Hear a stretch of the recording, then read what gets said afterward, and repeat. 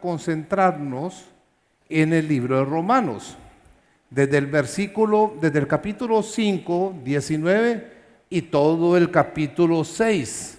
Entonces no se preocupen, vamos a salir rápido porque no vamos a ver todos los versos del capítulo 6, pero es bien interesante poder entender qué es lo que está en la mente de Pablo cuando le está escribiendo a los hermanos y a gente que está en Roma. Estamos hablando que le está escribiendo a gente, en su mayoría habían gentiles, había de todo, una gran mezcla. A diferencia con Hebreos pues se dedicó bastante a los hermanos que eran hermanos judíos y hermanos hebreos. Entonces, vale la pena poder entender por qué no vivir en libertinaje.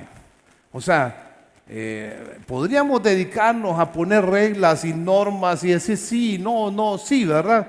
Eso es parte de la vida diaria, de las reglas, pero no vamos a hablar de eso. Quisiera que entendiéramos el por qué en realidad no debíamos de vivir en libertinaje. Debíamos de vivir una vida de verdad como Dios quiere, en libertad, totalmente. Y vamos a tratar de examinar y espero pues en Dios que nos pueda guiar. Y solo voy a leer los primeros 5 versos. Dice en Romanos 5, 19 en adelante: porque así como por la desobediencia de un hombre los muchos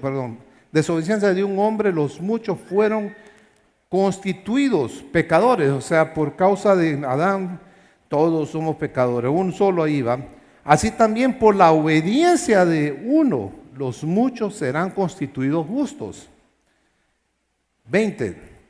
Pero la ley se introdujo para que el pecado abundase.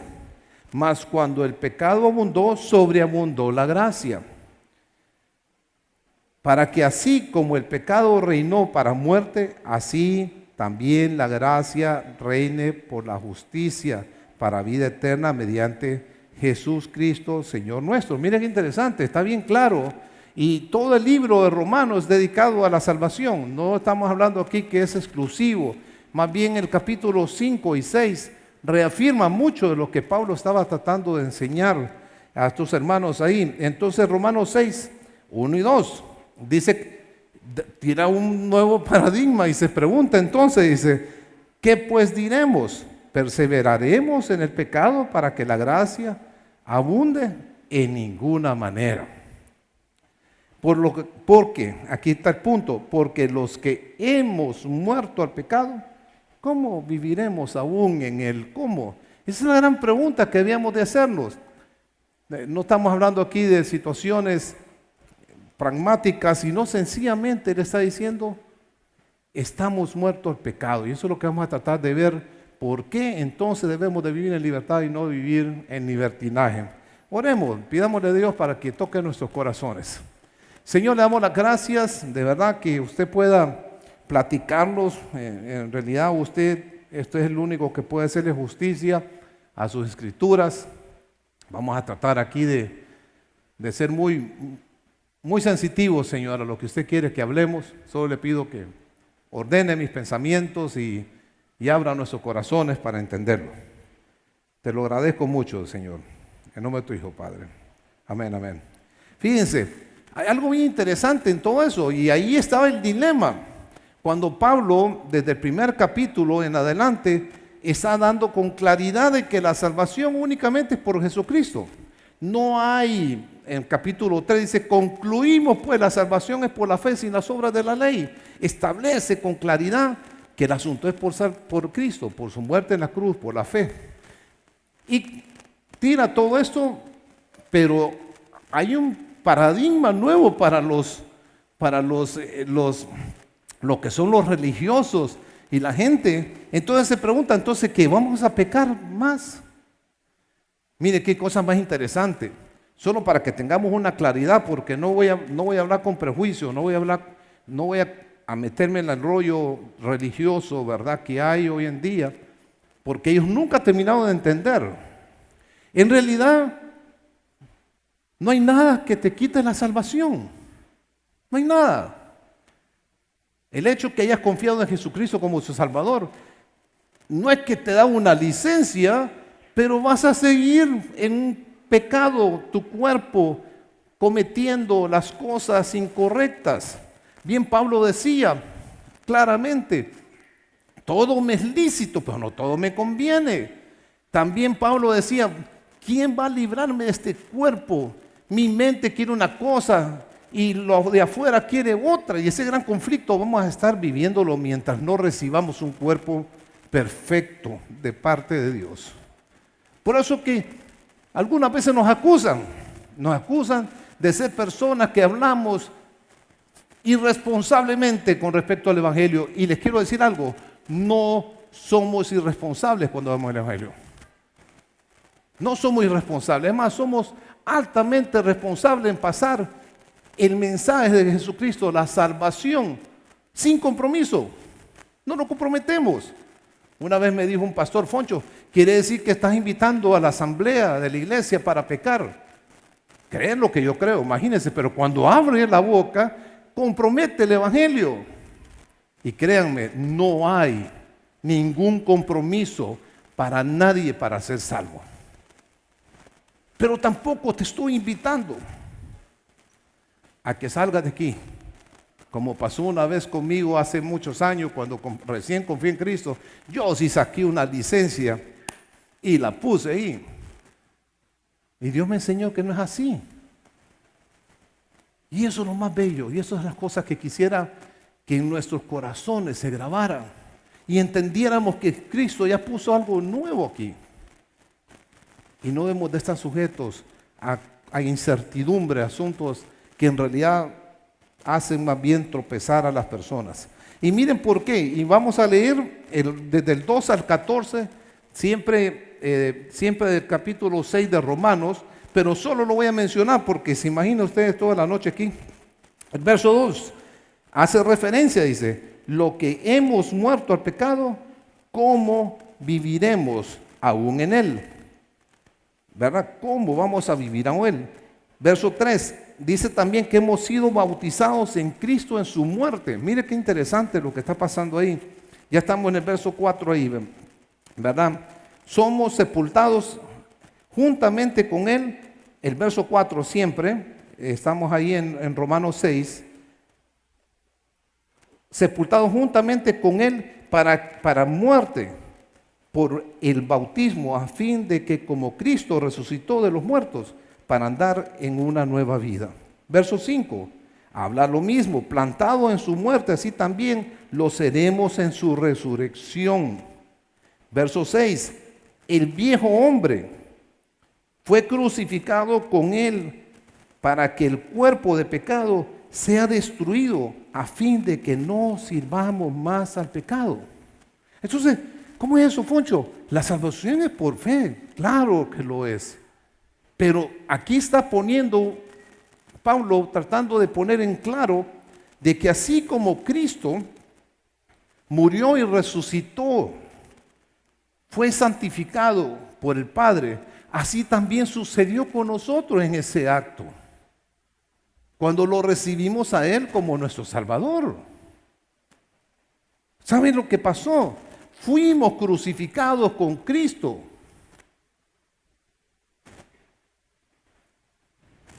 Dígame, ¿de qué otra manera Él podría cargar con nuestros pecados? No habría otra manera. Esto es un asunto no solo legal, es algo más profundo. Literalmente nosotros morimos con Jesucristo. Fuimos sepultados con Él y resucitados al tercer día. Por eso es que el pecado ya no tiene poder sobre nosotros. Ya no tiene el control. Las cosas en realidad son nuevas.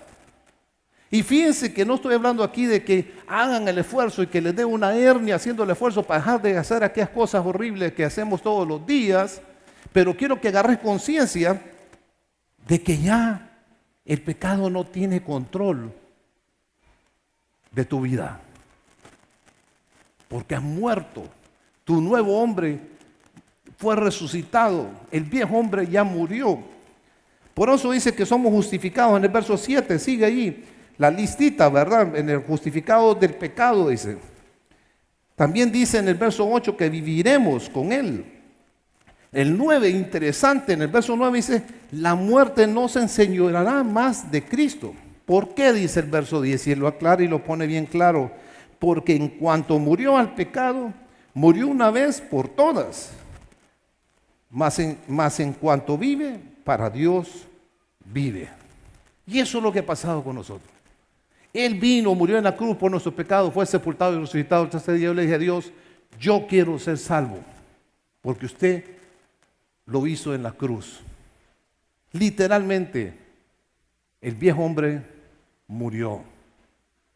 Fíjense qué cosa más interesante. Una de las cosas que pasó en mi vida cuando agarré una licencia, para ustedes muchachos que algunas veces dicen, bueno, ya soy salvo, no hay problema. Es cierto, eres salvo, no hay problema.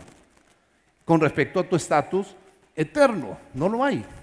Pero ¿por qué? La pregunta, yo me acuerdo bien, yo hacía cosas antes de confiar en Cristo y hacía las mismas cosas y aún un poquito peores después de confiar en Cristo, y mi mente cambia. Ya no me siento bien. Ya qué incomodidad. Ya no es el efecto que yo disfrutaba, entre comillas, ¿verdad? Cuando estaba antes de haber confiado en Cristo. Por eso dice en el verso 11, así también vosotros consideraos muertos al pecado, pero vivos para Dios en Cristo Jesús, Señor nuestro. Considérense, fíjense qué cosa más interesante. Yo sé que ahorita hay un conflicto hay un conflicto de mente en nuestros corazones. ¿Cómo es posible, Foncho? Si yo viera cómo me encanta mentir, me cuesta mucho y tengo miedo en decir la verdad. Es más fácil para mí mentir. Considérate muerto a la mentira. Por eso es que podemos vivir en libertad y no en libertinaje, porque ya no tiene control. Tu estatus, tu realidad es pura ante Dios. No hay más. Dice en el verso 12, no reine el pecado en vosotros, no reine, que no tenga control. Es algo que tú puedes controlar. Claro que puedes controlar. No pierdas el control, dice. Ni tampoco, el verso 13, ni tampoco presentéis vuestros miembros al pecado. Porque el pecado no os enseñoreará de vosotros, pues no estáis bajo la ley, sino bajo la gracia. Oye, cuando yo veo eso, ¡qué belleza! ¡Qué garantía! Alguna gente se atreve y insinúan de que todo esto, que el capítulo 6, especialmente desde el verso 2 al versículo 14, lo ponen como que si la salvación fuera por obras. Mira, que tenés que hacerlo. No, ahí no está diciendo nada de eso, Pablo. Ahí más bien te está advirtiendo que no tiene sentido a que vos querás hacer algo que no existe, algo que ya no está allí, que después muerto, ya murió. Por eso me gusta ver en realidad el paralelo de Éxodos. Yo creo que para cuando empezamos a chequear qué fue lo que pasó en Éxodos, qué fue lo que sucedió en la salida de Moisés con el pueblo de Israel, que quiero decirles, es el primer fundamento que tenemos. El segundo fundamento es la resurrección de Jesucristo. Hasta el día de hoy es la resurrección de Cristo y Éxodos. Son dos eventos de lo más grande y lo más importante que nos pudo haber sucedido a nosotros los cristianos.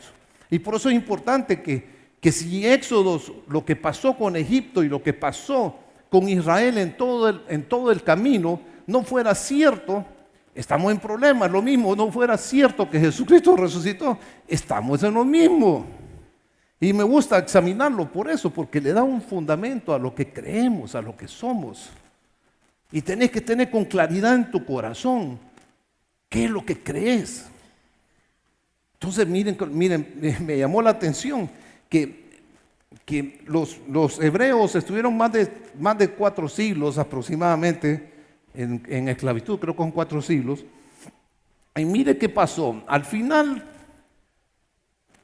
cuando ellos llegaron no eran esclavos, fueron esclavizados, ¿verdad? Por los siglos. Al final pidieron clemencia. En todo esto vino y desterraron a un príncipe, a Moisés. Fíjese que Moisés fue un hijo de crianza del faraón, básicamente, un nieto de él. Fue desterrado, estuvo 40 años afuera. Dios lo llama y le dice que regrese a Egipto porque va a liberar a su pueblo.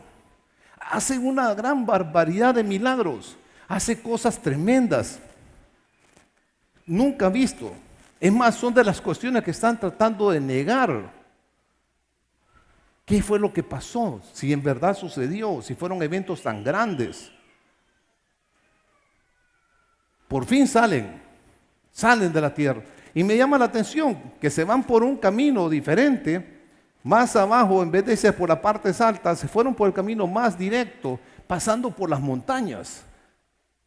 Por eso me gusta para que pongamos la playa, ¿verdad? Donde ellos estuvieron radicados, porque eso sí tiene un significado. Esa playa se llama Nubeba. Ese ronchita que ven ustedes que sale, Nubeiba se llama, Nubeiba. Es en Egipto, es una playa interesante. Casi solamente se puede llegar por lancha o se puede llegar por avión, pero hay un camino ahí, una carretera que te lleva en ese momento. En aquel momento era más difícil.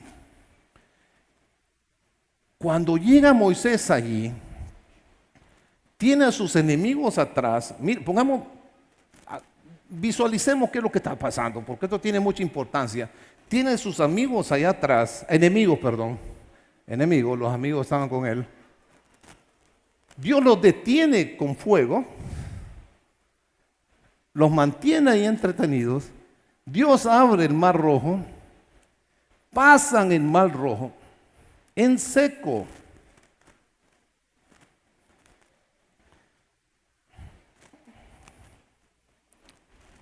En seco. Cruzan el mar, sus enemigos se meten para poder seguirlo y Dios cierra. Ese es el bautismo para el pueblo de Israel, para que entiendan, como dice Corintios, que fueron bautizados por Dios por medio de Moisés, para que entiendan que una vez que todos sus enemigos quedaron ahí enterrados en el agua, ahí en medio de donde ellos pasaron en seco. Muy interesante esa historia, valdría la pena algún día platicar solamente de ese hecho. Le está diciendo Dios, ya ustedes pasaron de una vida a otra. Antes ustedes eran esclavos, yo ya me encargué de todo, maté una gran barbaridad de gente allá en Egipto. Ellos te siguieron y yo terminé con ellos. Murieron el faraón y todo su ejército. Murió su vida vieja. Algo que está allí en la realidad. Fueron bautizados, así como ustedes y yo fuimos bautizados. Se cerró el mar rojo y nuestra vida vieja quedó al otro lado del mar. Entonces la pregunta es, ¿por qué entonces querés? Y aún ellos, el pueblo de Israel, estando en libertad, que tanto clamaron por años y tanto sufrimiento, querían regresar. Querían regresar a Egipto. Y en realidad regresar a Egipto no tenía sentido, porque Dios ya había destruido a Egipto. Es increíble cómo la mente de ellos, lo que ya destruyó, lo que ya no sirve, lo quieren volver a tomar, porque decían que les iba mejor allá. No se parece mucho a nuestra realidad muchas veces. ¿No les parece que se parece? Claro que se parece a la realidad nuestra. Ya quedó atrás el desastre, la tortura de no saber a dónde vamos a pasar toda la eternidad, del dolor, del pecado, el no poder tener control de las cuestiones tan importantes en la vida. Ya dejaron de existir y queremos regresar a ellas. Queremos regresar a lo que no existe. Esa es la exhortación de Pablo. No regresen a lo que no existe. No regresen a eso. Hay cosas mejores. Y Dios les había prometido cosas mejores al pueblo de Israel. Y cosas mejores estaban sucediendo. Estuvieron a las puertas para entrar a la tierra prometida. Pero por estar anhelando las cosas del pasado, por estar anhelando las cosas que estaban al otro lado del Mar Rojo, que ya no existe, que no sirve para nada, que quedó obsoleto, un país quebrado, imposible. Dios los castigó por 40 años más en el desierto. Y aún así tuvo gran misericordia. Por fin, después de 40 años, les dio la oportunidad de entrar a la tierra bendita, a disfrutar de ella. Y el pueblo de Israel hasta el día de hoy celebra ese día. El pueblo de Israel, aunque no hayan creído que Jesucristo es el Mesías, ellos celebran todos los viernes, recordando ese momento. Porque es una realidad. Es la misma realidad nuestra. Queremos regresar a nuestras cosas viejas. Y Dios nos ha llamado a libertad. No nos ha llamado a esclavitud, porque es lo mismo libertinaje con esclavitud. Es lo mismo que me quitaron los grillos, me quitaron las cadenas. Yo quiero regresar a las cadenas y al grillo ese. Y quiero estar adentro de un calabozo, cuando puedo estar afuera, libre. Dios te ha llamado a eso. Dios te ha llamado a libertad de verdad. Dios te ha llamado a libertad del pecado. Tengan la plena seguridad que Dios no quiere que estés esclavizado nuevamente en el pecado. Dios ya te dio el control de los malos hábitos.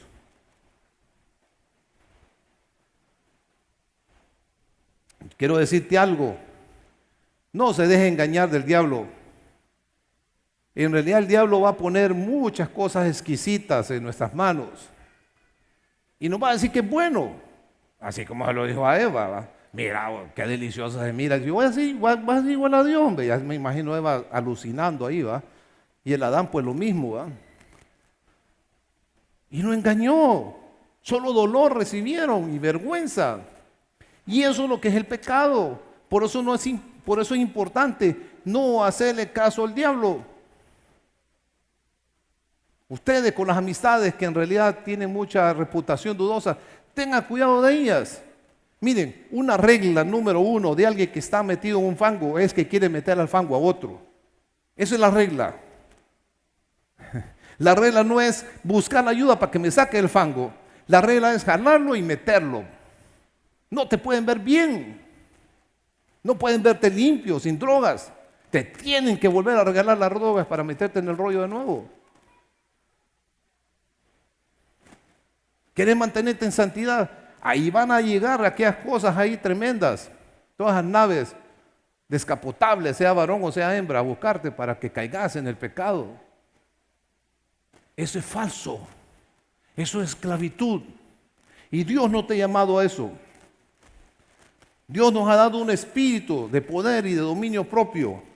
En Timoteo dice, porque no nos ha dado Dios un espíritu de cobardía, sino de poder, de amor y de dominio propio. Eso es lo que Dios te ha dado. Y Dios quiere que vivas de esa manera. Acuérdate, libertinaje no es libertad. Es esclavitud de tus malos hechos, de tus malos actos, que te van a dar unos resultados negativos en la vida. Negro con negro es negro, blanco con blanco es blanco. El pecado te lleva a pecar, la santidad te lleva a la santidad. Por eso es importante que sepas lo preciado que tenés. No seas esclavo del pecado. Una recomendación que te quisiera dar al respecto es que acudas a Dios. Fíjense, como ya está todo eso, acude a Dios. Miren lo que dice en Santiago, me llama la atención Santiago, capítulo 4, versículo 7. Someteos pues a Dios, resistir al diablo y huirá de vosotros. Podéis tener control. Deja que otros vivan en la miseria si no quieren vivir en las cosas buenas. No te dejes controlar de ellos. La apariencia siempre va a engañar. Los vas a ver siempre felices, los vas a ver lo máximo, todo el mundo. Pero es un engaño cuando van a sus casas de la mayor frustración.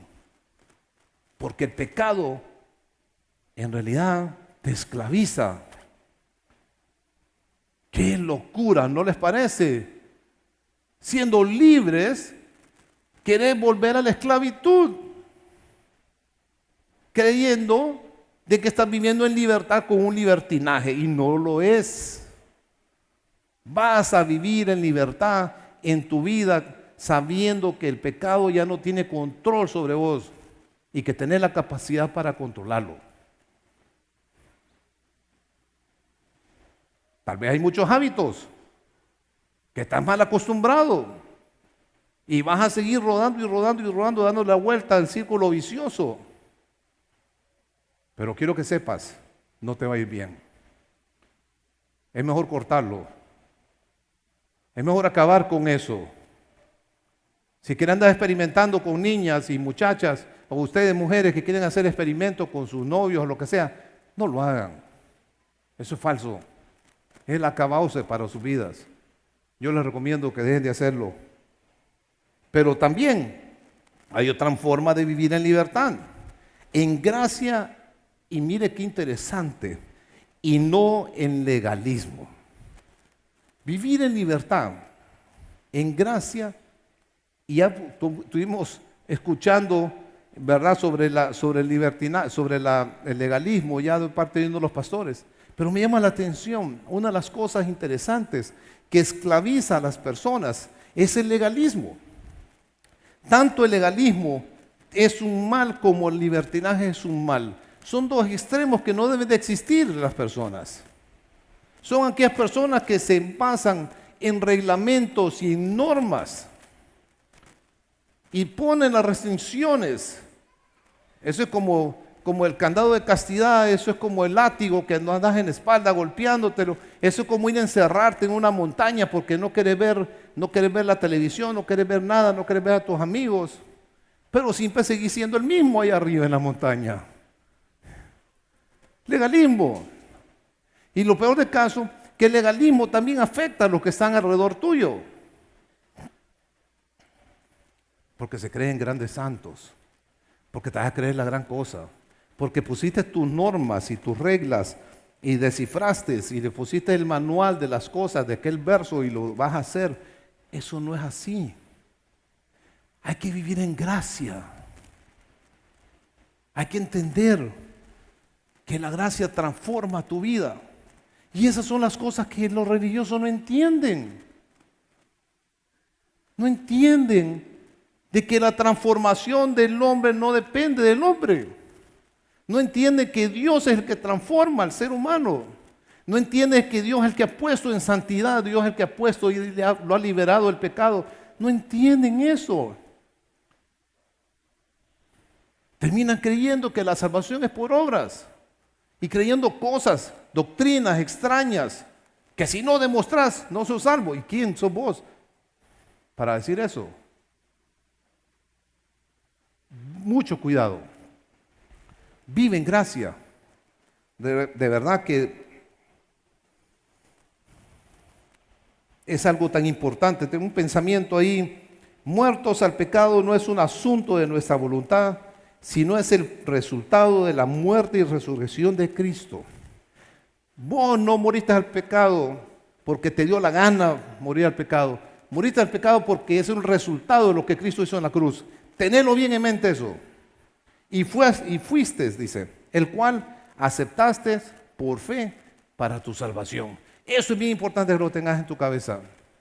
Te va a dar a vos la forma de vivir sin aquel peso, sin aquella culpabilidad que no debes de tener. Te va a dar la forma de vivir sin querer estar complaciendo a Dios.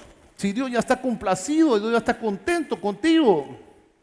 Es más, debías de levantarte todas las mañanas dándole gracias a Dios por eso. Todos los días, gracias a Dios porque usted está feliz conmigo. Gracias a Dios porque usted mira a su hijo y me ve en santidad. Gracias a Dios porque yo ya resucité. Tu vida va a cambiar. Vas a entender lo que es libertad. Vas a entender lo que es libertad de tu vida. También hay otra que me llama la atención y vale la pena ponerle atención. Dice que vivir en libertad con conciencia pura. ¡Qué rico! Miren, quiero decirles algo. La paz y la tranquilidad interna es lo más buscado que hay en este mundo. Es lo más importante que todas las personas anhelan. Salvación, ¿verdad? Y seguridad. Paz y seguridad. Díganme ustedes, ese es el anhelo más grande de todo ser humano. Y Dios ya te lo ha dado. Dios ya te ha permitido. Ya tú tienes esa joya en tus manos. Aprécienlo. Vivan sus vidas con una conciencia limpia ante Dios. Vívanla. Agárrense de esas promesas. Permitan que Dios de verdad trabaje en sus corazones. No dejen que las malas conciencias y los malos obreros vengan a meterle babosadas en la cabeza. Vivan con la seguridad de que Dios los ama a ustedes así como son. Y no quiere nada a cambio para tu salvación. Y que todo hecho que lleva fruto es el placer de Él más que el tuyo. Él quiere más el bien para tu vida de lo que tú mismo quieres para tu vida. Por eso tienes que vivir con una conciencia pura, limpia, tranquila. Algunas veces no tienes que complacer a nadie. Saber de que Dios está complacido con tu persona.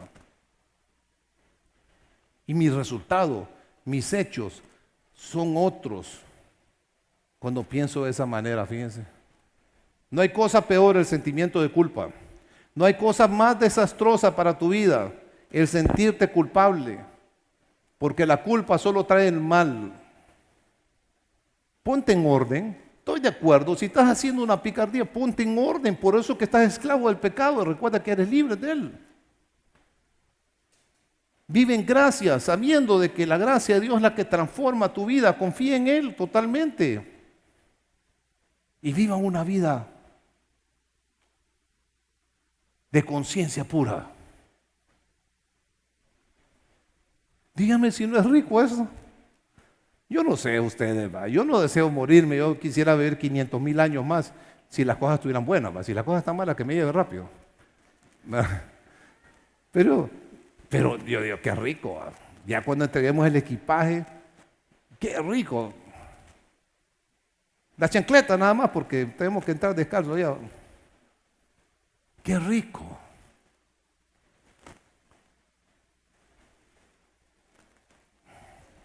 Y ese es el paradigma. Mire qué interesante el paradigma de Jesucristo. Lo que la ley y el legalismo no pudo cambiar la vida de las personas, lo puede hacer la gracia de Dios. Tomen cuenta en eso. Lo que la ley no pudo hacer para la transformación del hombre, Dios ha transformado millones y millones y billones de personas por su gracia, por su amor incondicional. En otras palabras, sin ser exigido, damos más. Y eso es la exhortación que tengo hoy para ustedes. Por eso no les puse normas. Por eso no les dije hagan y deshagan, dejen y cambien. Solo piensen. Piensen cómo es Dios con ustedes. Piensen en aquella libertad que Dios les ha dado rotunda y que ustedes ya son personas nuevas y que pueden vivir su vida sabiendo que el final de la carrera, el final de estos días van a ser de bien y prosperidad porque vamos a estar con Dios para siempre. Eso cambia nuestras vidas. Eso cambia nuestras vidas.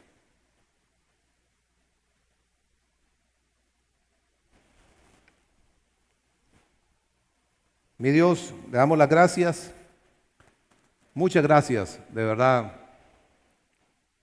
por su amor, que no lo terminamos de comprender.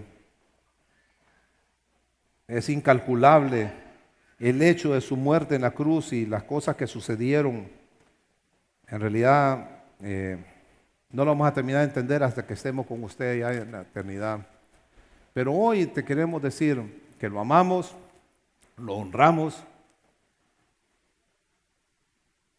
y nuestro compromiso en gracia, en depender de usted y en saber de que usted nos ha dado una nueva vida, la vamos a tener en gran consideración en nuestras vidas, Señor. Gracias, gracias, mi Dios. En nombre de su Hijo, Padre. Amén, amén.